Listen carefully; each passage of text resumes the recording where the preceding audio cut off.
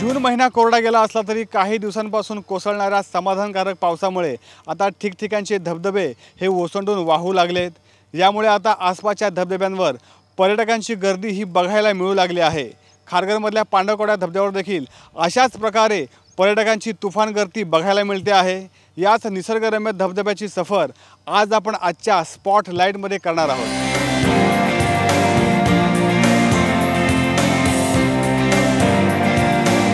पावसाळा सुरू झाला की सगळी सृष्टी हिरवीगार दुलई पांघरून घेते आणि अर्थातच या सृष्टीची मजा अनुभवता यावी म्हणून प्रत्येक जण पावसाळी सहलीचे बेत आखतो। पावसाळ्यात सगळ्यात जास्त आकर्षण असतं ते धबधब्यांवर सहलीला जाण्याचं। मनसोक्त पावसात आणि पाण्यात भिजण्याचा आनंद अनुभवण्यासाठी शोध सुरू होतो तो जवळपास असलेल्या धबधब्यांचा।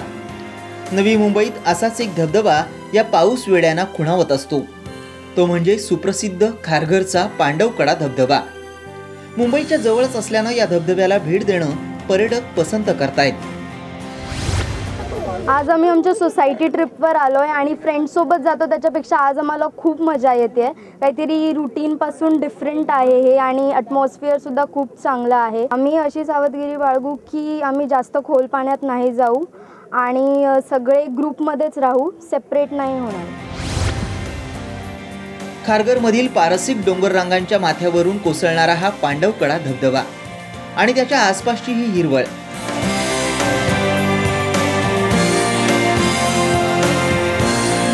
हे ठिकाण पर्यटकांना नेहमीच भुरळ घालतं। त्यामुळे फॅमिली ट्रिपची गर्दी इथं पाहायला मिळते। मला सांगायला आनंद वाटतोय की गेली 28 वर्ष मी या भागात राहतोय, परंतु आज मला चान्स मिळाला इथं यायचा, तेही आमच्या सौभाग्यवतींच्या आग्रहाखातर मी इथं आलेलो आहे। आणि निसर्गाच्या सानिध्याला माणसाचं मन प्रसन्न होतंच, बरोबर प्रेयसी असू, मैत्रीण असू, बायको असू किंवा भाऊ बहीण असू, पण आनंद हा माणूस घेतोच। हे ठिकाण सहलीसाठी प्रसिद्ध असलं तरी या धबधब्यावर होणाऱ्या अपघातांची संख्या खूप आहे। काही दिवसांपूर्वीच या धबधब्यात 4 जण वाहून गेले होते, यातील एकाचा मृत्यू झाला होता। त्यामुळे वनविभागानं या धबधब्यावर पर्यटकांना येण्यास मज्जाव केलाय। ही बंदी या वर्षापुरती असणार आहे, कारण तिथे जो नाल्याचा प्रवाह आहे तो इतका मोठा आहे का त्याच्यामध्ये माणसे वाहून जातात। एक घटना घडली, त्यानंतर आम्ही असं ठरवलं की त्याला फेन्सिंग बांधून का माणसं वाहून जाणार नाहीत, असे दोर वगैरे बांधून जरा माणसांच्या जीविताला धोका होणार नाही असे आम्ही काही आयडियाज फॉरेस्टनं केलेल्या आहेत। डेव्हलपमेंटमध्ये त्याला मेन म्हणजे फेन्सिंग असणार आहे आमची पूर्ण पांडव दऱ्याला, कारण आता सगळ्या साईडनं लोक येतात आहेत, तर त्यांना अटकाव करण्यासाठी असा कुठलाच रोड नाही आहे। 10 रोड असल्यामुळं अटकाव करायला आम्हाला फार जिकरीचे जात आहे।